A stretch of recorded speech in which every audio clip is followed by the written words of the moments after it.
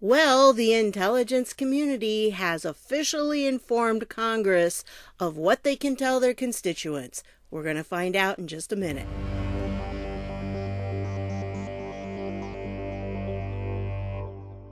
Hey everybody, this is Deb with Truthification Chronicles, and I've got several little topics, but the majority of it I'm going to talk about what the intelligence community has conveyed to our members of Congress to share with their constituents. We'll get to that in just a minute. First of all, I wanted to show you this. This was kind of interesting, kind of odd, because this is a segment from, here's the full thing, and this is from the Sky News. And it's a clip where they were talking about climate change, okay?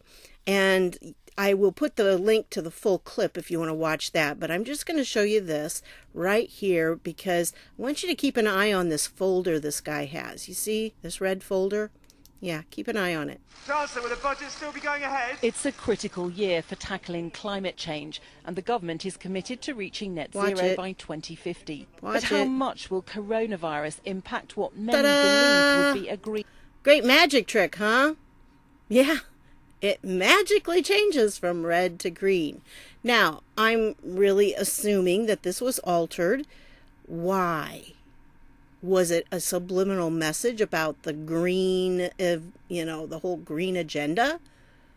I don't know, but that's what they do. And you can go to this source one right here because, like I said, this is directly from them, Sky News, and you can watch it here, and it does the same thing. Chancellor, will the budget still be going ahead? It's a critical year for tackling climate change, and Here the government goes. is committed to reaching net zero by 2050. Going but behind how the much car, will and all of a coronavirus sudden, impact what many believe? Yep, there it is. It's green.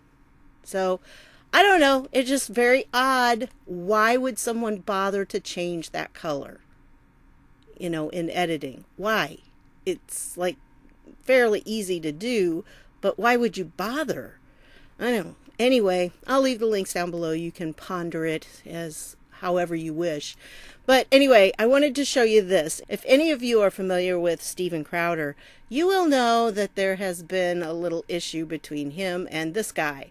Well, this guy is out there. I mean, he's a liberal, and he's out there talking so much about how bad it is, how evil those wealthy people are. But yet, yeah, he's wealthy. He's living with a rich mama.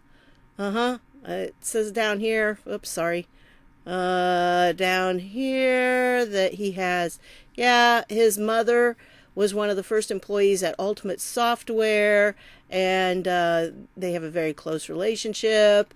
And public records show that Vivian Scott Carlos and his sister Isabel all registered to vote, of course, vote Democrat, at a 5-bedroom, 8-bathroom waterfront palace in Boca Raton, Florida. The property sold in 2018 for $10.8 million, according to Zillow. And they also unloaded a 4-bedroom, 4-bath home in Weston, Florida for $1.8 million. Yeah, isn't that nice? And yet, he's kind of like Bernie Sanders. He's out there railing on the rich people, and he's one of them.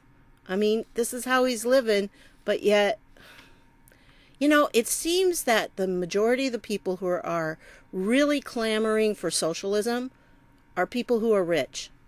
Because, they know that whatever happens, they're going to end up keeping their wealth. Everybody else is going to end up being equally poor because they're really not going to give up their money.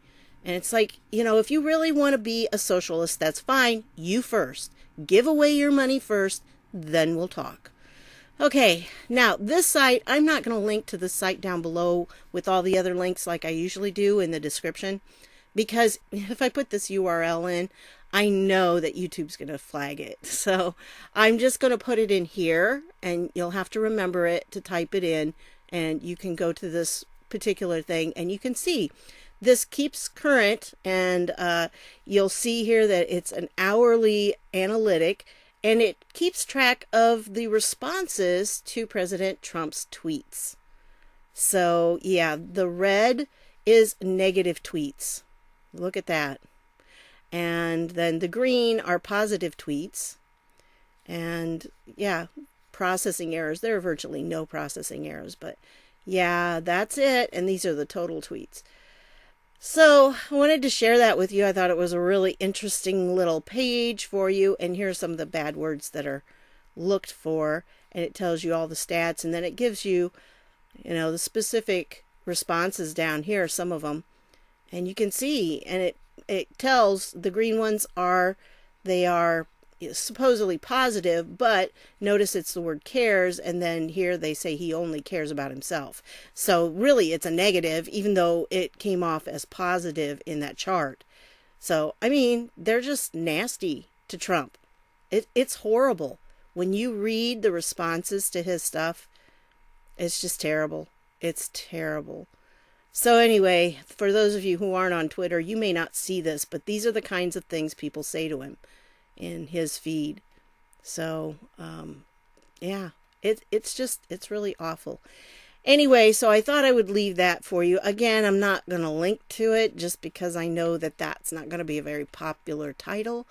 And so anyway, but you can remember it, right? And check it out yourself.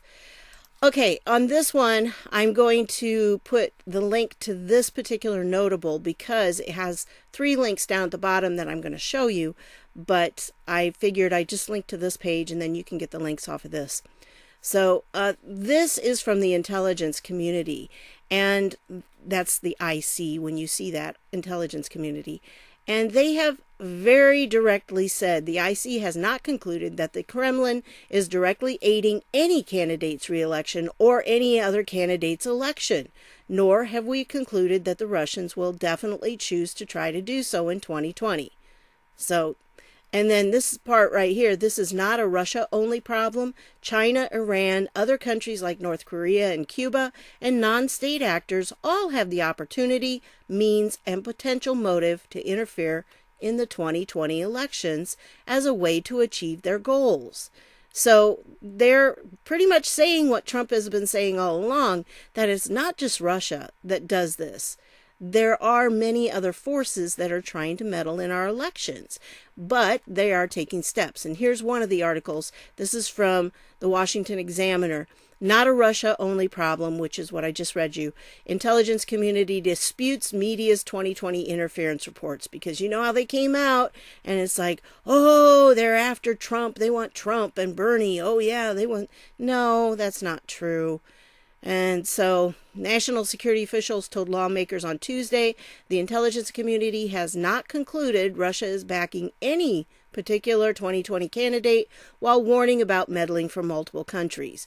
The information that appeared in an unclassified fact sheet from the Office of the Director of National Intelligence, which coordinates the nation's 17 intelligence agencies. I cannot wait until that is under Ratcliffe's control.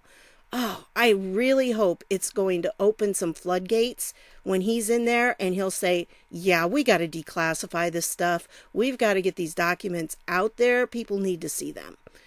So anyway, I'll leave this article down below, and then here's the actual talking points that they give. And, they're telling them these items are what you tell your constituents. Foreign influence and interference pose significant threats to our democracy. The federal government has made it a priority to identify, defend, and deter these threats. We have made considerable strides since 2016 to improve and expand our capacity and capabilities in securing the U.S. elections in cooperation with state and local election officials. But it truly is a whole of society issue. Please help build resilience in the electorate by communication about the strength of our systems, encouraging voters to use trusted sources for their election information, and participation in all aspects of our democratic processes. We all must remain vigilant in our efforts to protect one of our nation's most sacred democratic rights, the right to vote. The following information represents the communication top lines for government executives on election security in the U.S. And then you can go through and you can see the top lines are the major points, and they go through each of these. Yes, they are going to try to hack us, but our election system is resilient. Although the threat of foreign interference is real, Americans can have confidence that a vote cast will be a vote counted. Now, the thing about our elections that really does help in a lot of ways is that we don't have a centralized federal oversight of the elections. I mean, each state does things differently. And because of that, it does make it harder to manipulate the totals. And I was talking to a friend of mine about the Electoral College, and that is one of the major reasons why we need to keep the Electoral College in place, because popular vote could easily be manipulated in one or two locations that could affect the whole country. Whereas if you have, one state or another state being manipulated, then it's going to be really hard to sway the whole entire United States because of one or two states. So really, the whole thing about the Electoral College, one of the major reasons it needs to be in place is that we have to have it to make sure that our elections are not swayed by one person or by a small group of people. And of course, that's why the Democrats want to do an end run around it, because they have ways of manipulating popular vote. But they don't have ways of doing it in all states. They just have in certain states. I mean, when you look at it and when you watch elections, not the primaries, I'm not talking about those, but I'm talking about the regular elections, whether it's the midterms or the presidential election. Either way, if you look at them, what you'll notice is that the precincts that always report first seem to be Republican. And then after all the Republicans are in, suddenly the returns start coming in for the Democrat precincts.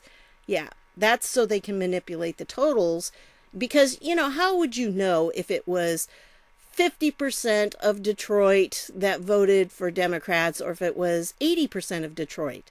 Well, we expect Detroit to go blue, so who would know if it was 50, 60, 70, 80? We wouldn't know. And the more they put in there, the higher the popular vote then would be. And so it can be manipulated.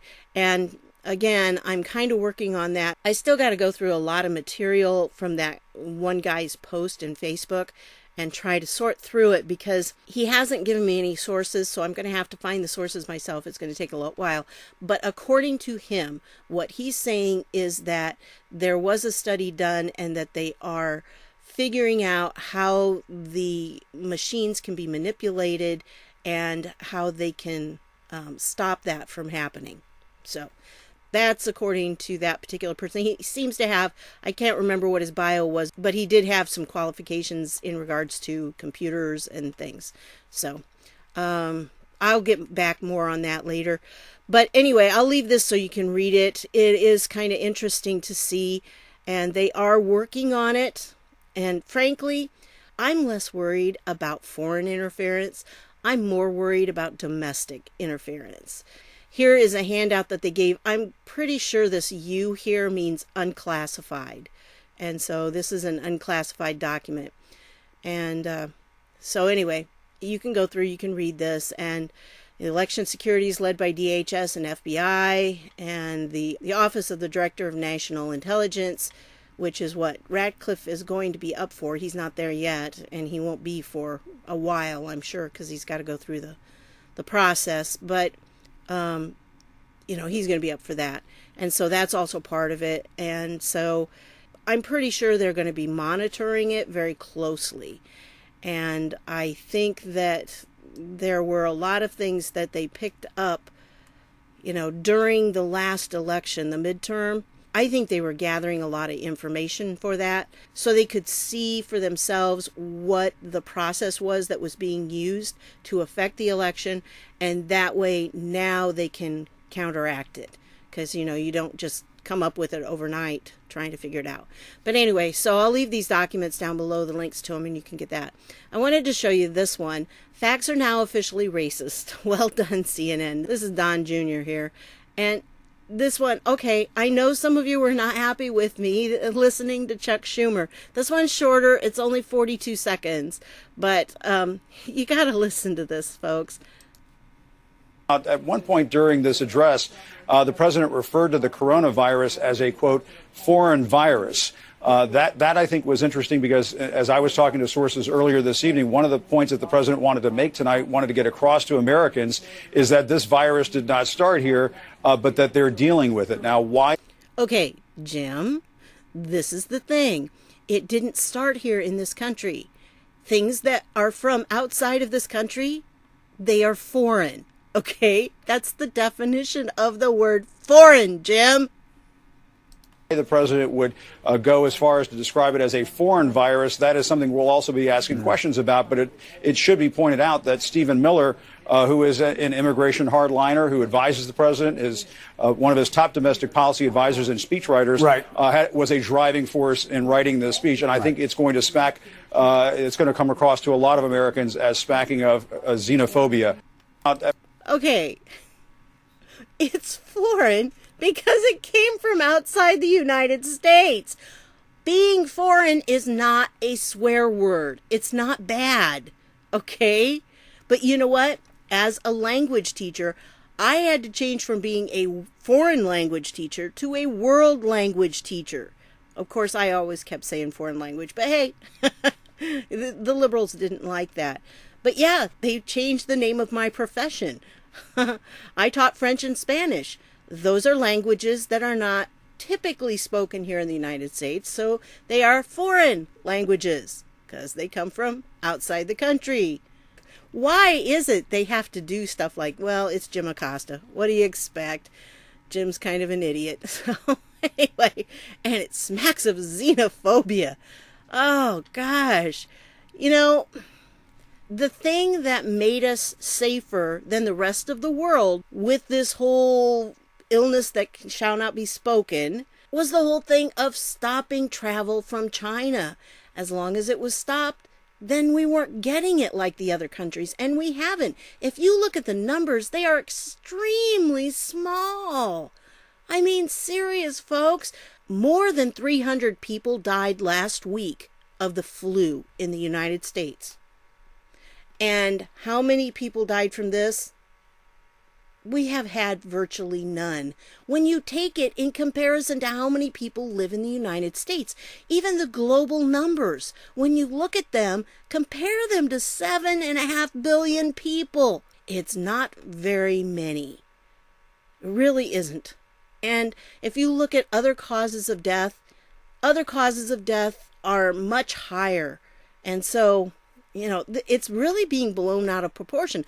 I'm not saying you shouldn't take care of yourself, you shouldn't wash your hands, you shouldn't be careful about being around sick people, but seriously, I just don't think it's near as bad as what everybody's making it out to be.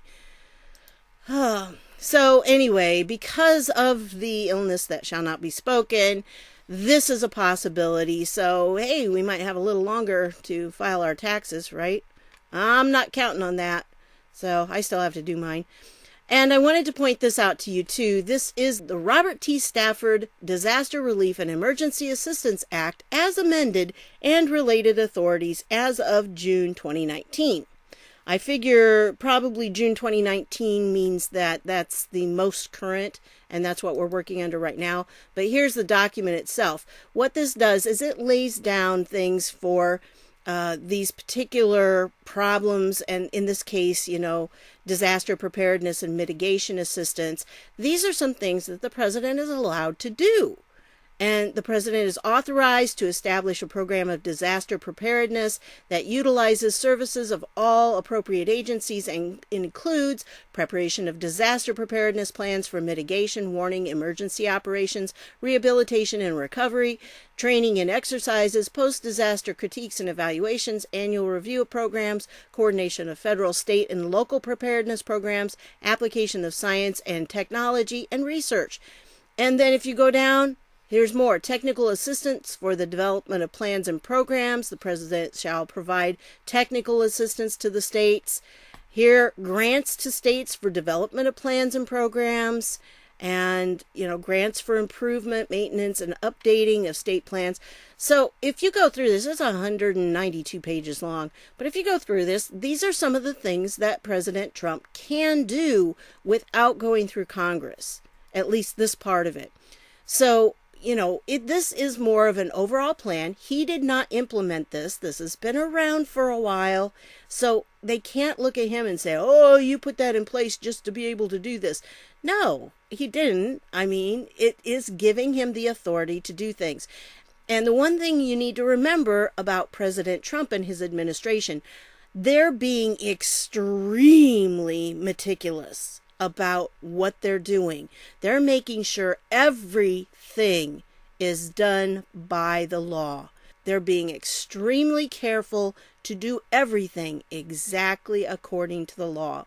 And part of the reason, I know you're frustrated, I understand what you want to see. I want to see it too, but part of the reason that it's taking so long is things are being done by the law, and the law just takes time to work out, but it will. Anyway, so I thought I'd share that with you. I'll put the link down below if you want to read further on that. And then I'm not going to show this one to you. I'm not going to play it because there might be some of you with very tender hearts, and this might be more than you want to hear.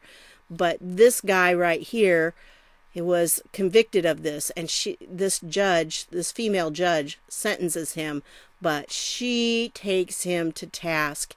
And, I hope that everyone who gets caught for this kind of garbage has a judge like this. Now, she didn't give him a very big sentence because it was the maximum she could.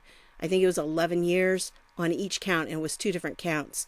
So, a total of 22 years, but that's for us to deal with. Okay, we need to make sure that our system imposes stronger sentences for people that do that kind of garbage. But what she says to him, probably did not affect him at all, but it brought tears to my eyes. She really understands the problem. She understands how devastating that kind of behavior is. So I wanted to share that with you. Again, the link will be down below. You'll be able to watch the video. It's not very long, but boy, worth watching. Okay, and then there's this question from Tom Fitton, who is from Judicial Watch, and Bruce Orr, still at DOJ?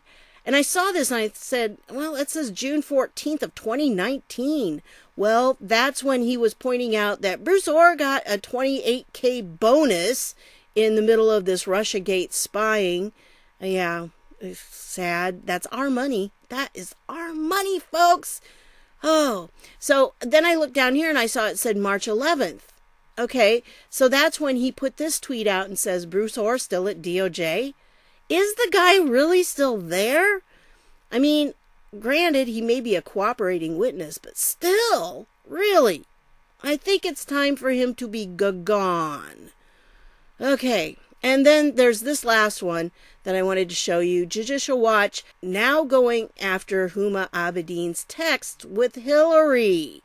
So you remember they got the judge to say Hillary has to be deposed in person about the email stuff.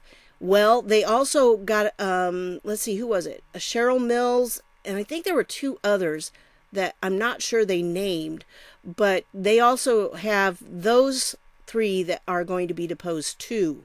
So they're not going to get away with it. They got some splaining to do. So this should be very interesting. I hope they kind of have a a tough stomach here because, yeah, if they're going after Huma Abedin's texts, they're probably going to have to sort through some of them from, from her husband. And he likes to text things that I don't want to see. So you don't know what they're going to be saying. And who knows what she'd be saying to Hillary.